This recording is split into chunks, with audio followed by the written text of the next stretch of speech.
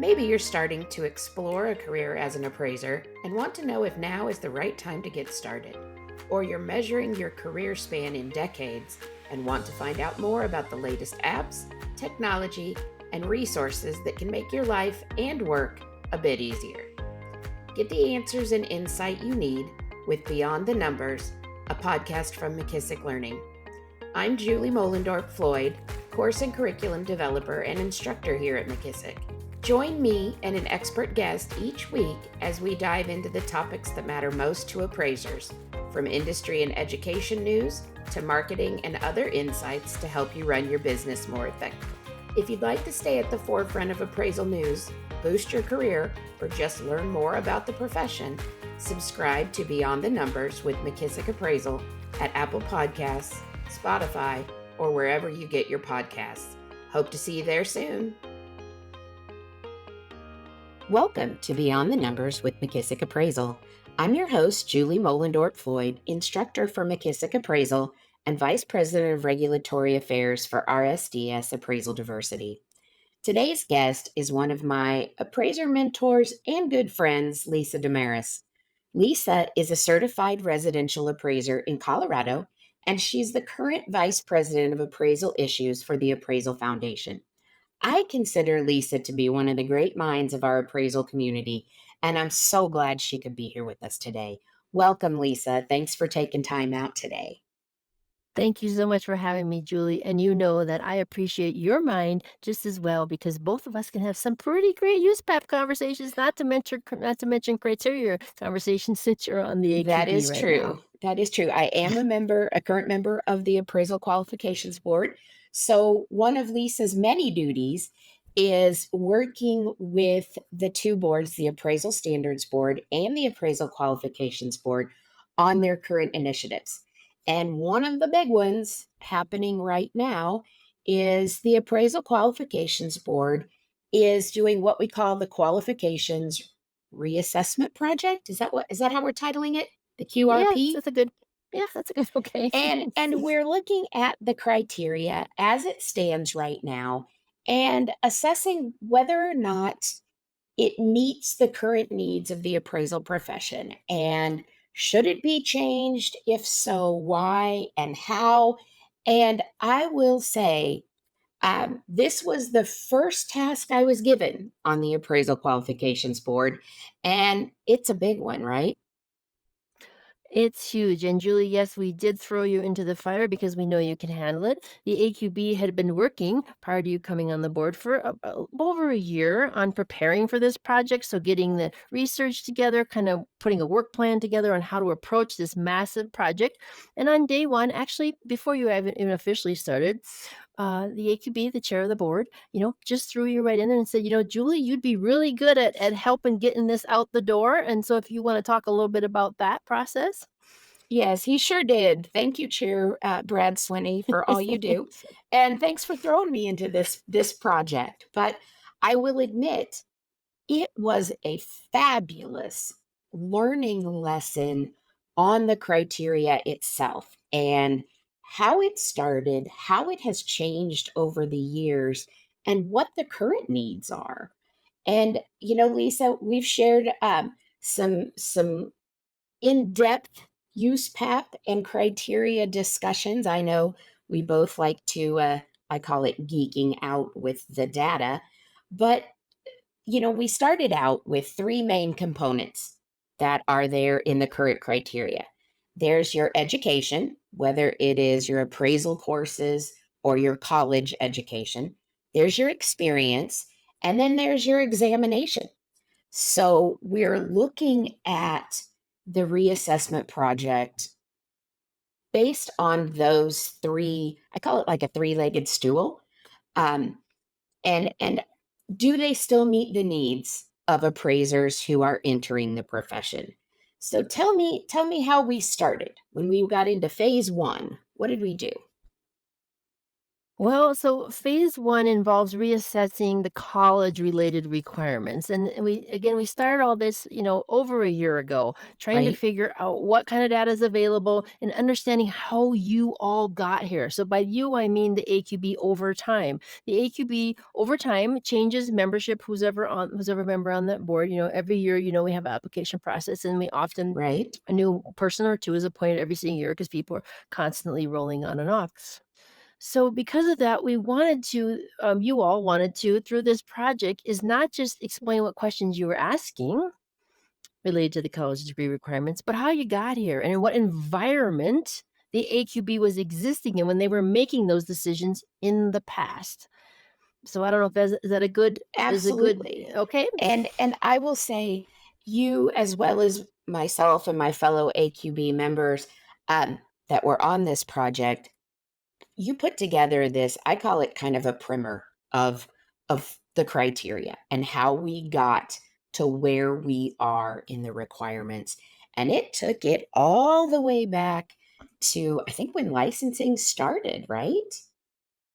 Yeah, I know because it was such an enormous amount of work, especially with the research, I wanted to get the AQB started just with reference points and that kind of thing. So I did do that prep work for you all, but then you could probably tell them how you and two other board members you worked on, finalizing and making sure that's all correct. That's what wanted to be said, then running that by the board as well. Yeah, it was a big project, but I will say I learned, and even though I have been licensed since I believe 2000 was when I got my first my license. Um, it's changed a lot, and just seeing kind of I say it how the sausage was made, that all the interested parties, all the people, all the input that came together to change the criteria over the last 25-ish 25 plus years. um, it's really impressive. I learned that the boards don't make a decision on a whim. They don't make a decision on the current climate. They don't make kind of knee jerk reaction decisions. That it is a very intricate process that really dissects the need, dissects the basics, and as you've said to us many times through this process, we're not ready for that part of the process yet. We're still assessing the needs, assessing what's currently in the criteria, and then deciding what decisions need to be made. But we're not even close to that point yet. Does that track? Yeah. Yes, that's great. And it's probably a good time to bring up the paper that you have released out there. The AQB has put up their concept paper, so they're looking for people's input on the Right? college-related requirements, and that's 12 pages long. But really, what Julie and I have been batting back and forth here and talking about is the reference material that goes with that concept paper. I'm sure you will say, Julie, I mean, I do. I Mm-hmm. highly, highly, highly recommend reading that material because it explains the context of how we got here, and it's got a lot of incredible history. And I love what you just said in there, Julie, about the AQB doesn't do this on a whim. Nope. Just as an example, the college degree requirements they started looking at those in 2001. Right. They weren't adopted until 2004, and they weren't implemented for the first time until 2008. You can imagine the number of comment letters, the conversations, stakeholder engagement, outreach that AQB did during that incredible length of time period to make sure that everybody was heard and all different angles and options were looked at during the decision making process for Right. these requirements. Right. And so we have issued that concept paper so far, and that's out there for public comment. We'll link the concept paper in the show notes if anyone listening would like to read and provide their comments. I will say one of the things that I really appreciate that both the Standards Board and the Qualifications Board has in place as far as a policy kind of goes is we read every comment, whether the comment says, y'all are a bunch of fools, or whether the comment is super in depth and really takes the points in the concept paper to heart. We read them all. As an entire board, we read every single comment. So I know a lot of appraisers out there kind of feel that their voice doesn't always get heard, and they're hesitant to comment because they don't think anyone's going to read them anyway. And I will say, I have learned it's exactly the opposite. We do read and really consider every single comment that is provided. And our Yeah, and comments are open, I believe, till July 27th, Lisa, is that the correct date? yep, July 27th, they have to issue those comments, and to add on more, not only does your board just read them, I mean, because this particular project is so much more in depth, not only are you all reading all of the letters, but also we're kind of dissecting the letters because it can be difficult to communicate a little bit on what you're trying what, opinion you may have about these issues because they get really complex. So I'm taking, Correct. just for the to help the board out, all the comments and putting them in different categories. What is being said here? Just kind of see how many people are saying this type of thing, how many people Right. are saying this, and what other ideas are there, so that we can really put that all together and see it as a whole. Because reading, comment letter after comment letter, it gets us to be a lot of information, wouldn't you say? Absolutely. I couldn't believe just, how many comments we actually have received to date, and some of them are just yes, no, but then some of them are very thoughtful.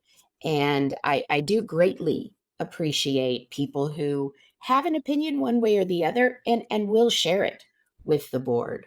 We also have that webinar that was put on, I believe it was held on June 6th. And if you're interested in hearing the webinar or watching the webinar, that's available on the foundation YouTube page. Is that correct, Lisa? Yes, yes, correct. Great. Great. So we're looking at the criteria as a whole, but the big area we really are focusing on is that college degree requirement. Why? Why are we even looking at that right now, Lisa? Well, so the college related requirements have been an issue people have brought up as possibly a barrier to entry, and an unnecessary barrier to entry into the profession. Okay. And also, the environment around college degrees has changed. Also, the appraisal profession has changed. Also, enforcement and how that occurs has changed. So, there's Right. just been changes overall in regulation, the profession, and the greater social environment in which appraisers operate. So, it's time you all have decided to really do a deep dive into these requirements, including anything related to college degree or college course requirements as well. Well, and one of the first steps that you and I did together was mapping, mapping the criteria. And I found that fascinating with my, again, I love to geek out with the data and my educator brain. And so explain to me how we got that set of things that appraisers, skills that appraisers need in their day-to-day practice. Where did those come from when we were mapping the criteria? So I think you're asking about the occupational analysis surveys that we do. Yes, Is that ma'am. right? Yeah, where did those Okay, come from? good. So, we have been doing those. The AQB has been doing those every 5 or 6 years, and we contract with a professional organization who does this, professionally, so they understand how to guide us through the process. Right. And basically, what we want to know, or what you want to know on the AQB, is what skills does an appraiser actually need to operate on their day-to-day basis. So we send out these surveys once every 5 or 6 years, and that informs the exam.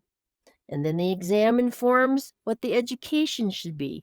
So all the skills and what is tested and what you're taught are all connected into one. And I don't know if you want to add on to that because I'm not sure I'm hitting everything. Oh, I think you hit that on the nose. It's one of the reasons that it's so important when appraisers get those surveys, that they do fill them out. And I know we get a lot of survey requests from the various things that we do, but this one is one that really does matter. So we took those daily skills. This is what you need to know as an appraiser. To be a successful appraiser, you need to, for example, be able to analyze data. And we took those specific skills and we said, does this skill come from education? Does it come from experience? Does it come from your background, i.e., your college degree? Right? We had to put them in those different buckets. Would you want to elaborate on that? Yeah, and that's what makes this such a difficult thing to figure out, I think, is we are such an incredibly small profession that it's Hmm. not one that where a college could just offer a degree in this. There just won't be enough people to put through those Right. programs. So how does the AQB, this is what they're asking, how does the AQB balance the need for the fact that appraisers need to know more than just the appraisal process itself Hmm. and how to complete an appraisal? They have to have a lot of understanding of different things, laws, finance, complicated math often, different topics like that. Where does that come from? And often the answer has been, well, through that college education part or sometimes through their experience. But these are questions that are all being asked right now to try and figure out perhaps new answers. Right. And if it is something that comes from your, say, college background, is it something that could be accomplished in a different way? Could we learn Mm. that skill? And I always say I have bachelor's and master's degrees in education. And in my college career, I never took an economics class. I never took a higher level statistics class. I took writing classes, but I never had those two basic courses that are very relevant to what we do as appraisers. So while I do have those degrees and I absolutely value them, I don't know that my degrees really contributed to my success as an appraiser. I think I have learned what I need to know related to economic statistics, data collection, and analysis in another way. I have accomplished that goal in another way. So when someone says to you something like, if you remove any of these college degree requirements, you are in essence dumbing down the profession. What is your answer to that statement? Well,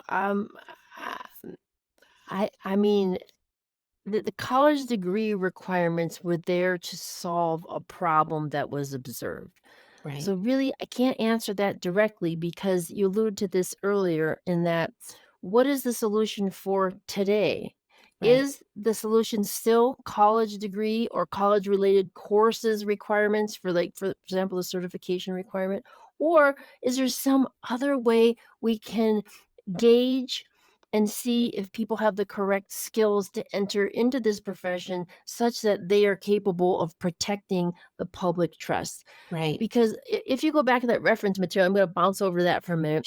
You're Sure. gonna see that when the criteria first came out, wasn't it was intentionally set at a very, very, very low bar. That was Right, intentional at the time because they need to make sure the profession was able to be upstood. And over time, those requirements increased. So now we're at a point where you're like, okay, we've gone through major issues in the appraisal profession around mm-hmm, certain enforcement type things, appraiser fraud, that kind of thing. We've solved a lot of those. We've solved issues related to the number of supervisors, I mean, trainees that a supervisor could have. right. A lot of issues have been solved. So now you look at the college degree and you go, is that the right solution? So True. it's not really about are we dumbing it down if we remove it. We're like, if you take that out, do we have to put something else in its place or how do you deal with that? Right. And a lot of people seem to think that it's really an all or nothing kind of situation. And when I try to explain to them that if possibly the college degree requirement is removed, it won't just be removed and we'll just say, hey, forget about it. It can very well be replaced with something that maybe looks like more qualifying education or some sort of testing. We don't know what that other option will be at the time. As you've said many times, we're not there yet. We're not ready to make a decision yet.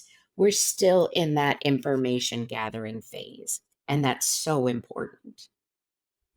Yeah, and Right. already, just by going through all the comment letters and categorizing them, by going through there's some incredibly innovative ideas that are There coming out of are. these comment letters that are like, like, is this a better path to go down for a solution? So that's why I really encourage the comment letters to be sent in. Absolutely.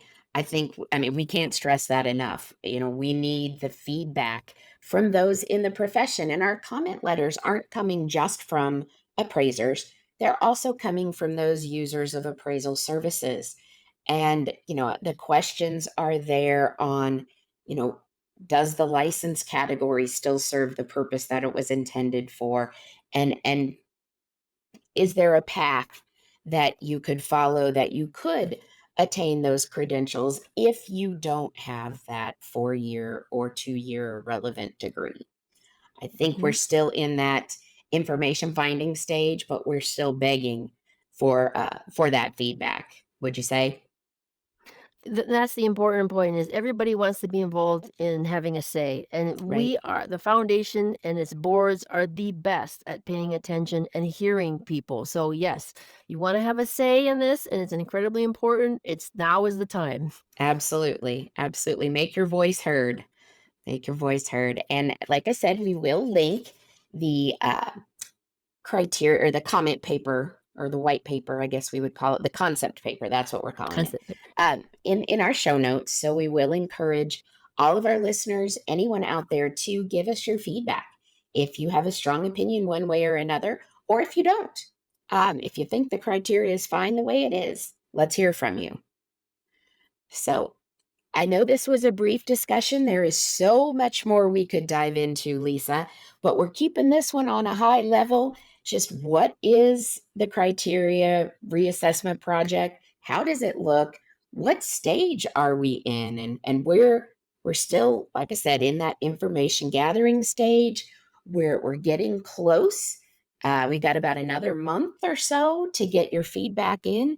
And then I'm looking forward to getting it all together, tallying the responses, and seeing what the profession thinks. It's very different. Some think it's perfect like it is. Something it should be strengthened. Something, yeah, people are all over the place with it. Yeah, and as soon as you guys get that back, we'll be looking at, like you said, we'll be looking at all the comments and deciding what they mean and how to act on those. And then you guys will be moving through phases 2 and 3, which is 2 is looking at alternate pathways for experience to gain that, and 3 Hmm. is looking at the national exam and reconsidering that. So there's quite a bit of work to do. And I Oh know yeah, that even when you finish getting all the comment letters, you may not come out with an action right away. You may be like, okay, because this will impact the other two, we kind of need to gather information. It's kind of open ended for how it's going to end right. up playing out. And it's a decision that is taking a lot of preparation, and it's not a decision that anyone is rushing into. And I truly appreciate that. Great. Well, you All guys doing right. a great Well, job. thank you so much for joining us today, Lisa. It is never a dull moment when you and I are talking criteria, USPAP, anything along those lines. So I do appreciate you taking time out of your very, very busy schedule to be with us today. No, more than happy to be here. I'm happy to come anytime. You guys are the best. Awesome. And thanks so much to all our listeners. Please be sure to like and subscribe to our podcast on Spotify, Apple Podcasts, or wherever you listen to your podcasts. And thanks for stopping by. Thanks for tuning in to this week's Beyond the Numbers. If you'd like to stay at the forefront of appraisal news, boost your career, or just learn more about the profession, be sure to subscribe to Beyond the Numbers with McKissock Appraisal at Apple Podcasts, Spotify, or wherever you get your podcasts. Thanks for stopping by.